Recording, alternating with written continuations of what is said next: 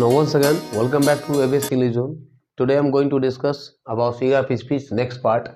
Already I have mentioned all types of figure of speech. बहुत सारे मैंने आपके जितने भी इसके मेंशन थे मैंने सिमिल आपको बताया, मेटाफर बता दिया और भी जितने भी इसके सीक्वेंस में था और पर्सनिफिकेशन आपको मेंशन करा दिया।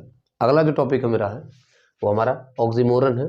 ऑक्सीमोरन क्या होता है? विरोधाभास होता है। ऑक्सीमोरन क्या?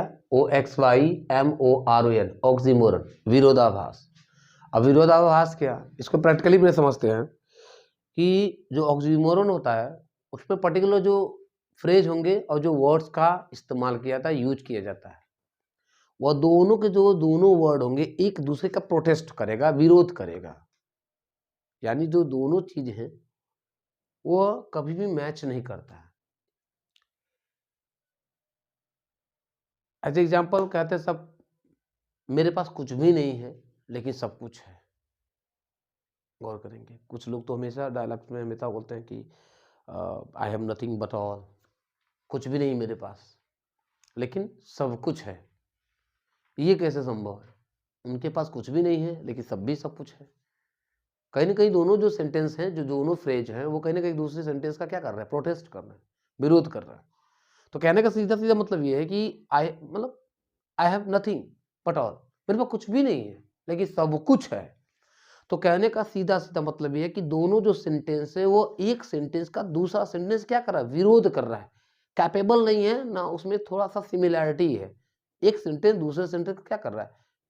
विरोध कर रहा है, उसका प्रोटेस्ट कर रहा है, उसका विरोध कर रहा है ना। चलिए फिलहाल देखते हैं।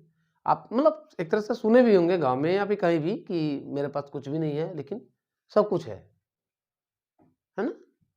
इस टाइप से आपने सुना होगा। तो वो जब सेंस आती है तो वहाँ पर हम ये समझेंगे कि हमेशा उसमें फिगर ऑफ जो स्पीच होगा वो हमेशा ऑक्सीमोरन होगा, क्योंकि दोनों जो फ्रेज है या दोनों जो वर्ड हैं वह दोनों ही एक दूसरे के क्या करेंगे? विरोध करेंगे।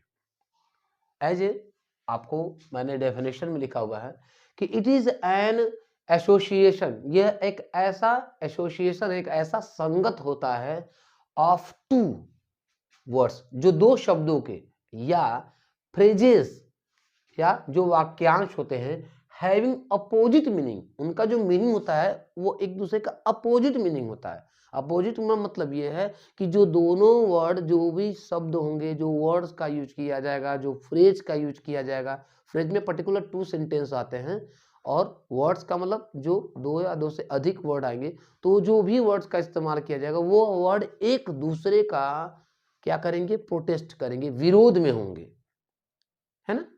एग्जाम्पल से समझते हैं, क्लियर करते हैं।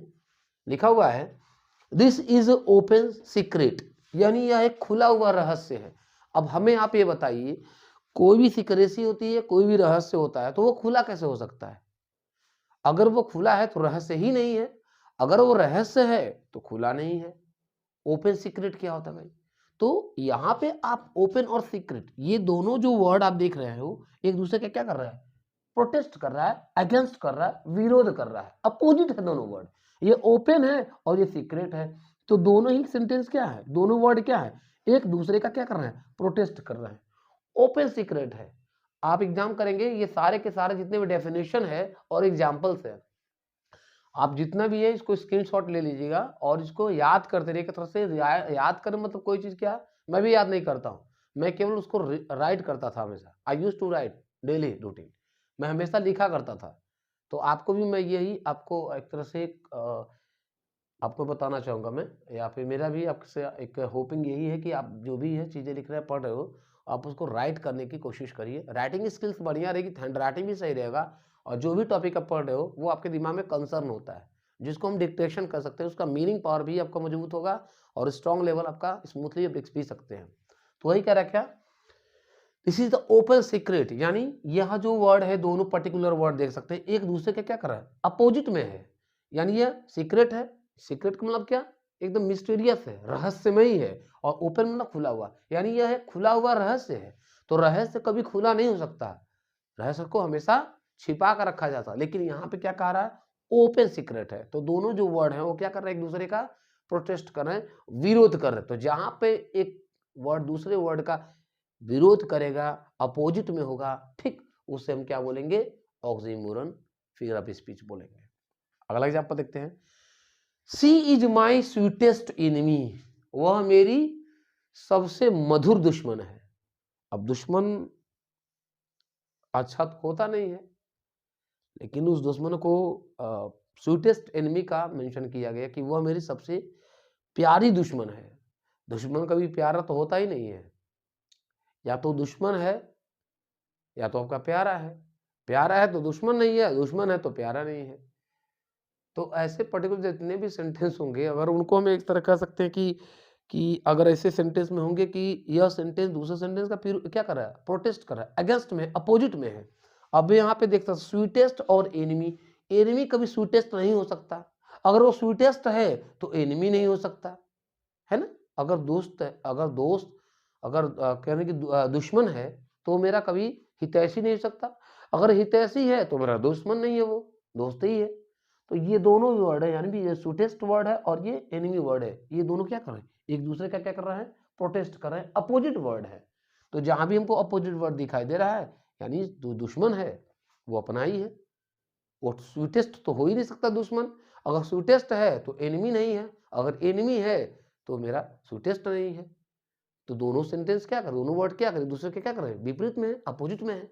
इस वजह से यहाँ पे भी कौन सा फिगर ऑफ स्पीच होगा? ऑक्सीमोरन होगा, विरोधाभास। विरोध का मतलब एक वर्ड दूसरे वर्ड का क्या कर, विरोध करेगा, है ना? विरोध करेगा। And the last, having nothing he hath all, यहाँ पे हैथ लिखा हुआ है। लास्ट टाइम शेक्सपियरियन सोनेट में या फिर मिल्टन के एरा में वो जो पोएट हुआ करते थे, राइटर्स हुआ करते थे, उनके समय में ये वर्ड, यानी जॉन मिल्टन ज्यादातर हैथ, जहाँ हैज होता था, हम लोग जहाँ हैज पढ़ते हैं, उस हैज को पहले हैथ लिखा जाता था, HATH। आज ये वर्ड को जैसे मोबाइल में ना क्या कहते हैं कि वो वर्जन चेंज कर देते हैं आप लोग, नया 4G है तो 5G हो गया, 5G तो 6G, 10G, 11G, 10G, 100G, ऐसा होता चला जाता है। सेम वही चीज़ें हैं। तो हैथ लिखा हुआ है, इसका मतलब हैज पढ़ते हैं, ठीक है? पहले हैथ ही लिखते थे, लेकिन इसको हैज पढ़ते थे। लेकिन आज भले से, क्योंकि वर्ड तो वही लिखे हुए हैं, उसमें तो कोई चेंज होगा नहीं, लेकिन हम इसे हैज ही पढ़ेंगे, हैथ ही पढ़ेंगे, हैज पढ़ सकते हैं। तो क्या कर रहा है? हैविंग नथिंग, कुछ नहीं है, ही हैज ऑल, लेकिन उसके पास सब कुछ है। या तो कुछ नहीं होगा या तो सब कुछ होगा।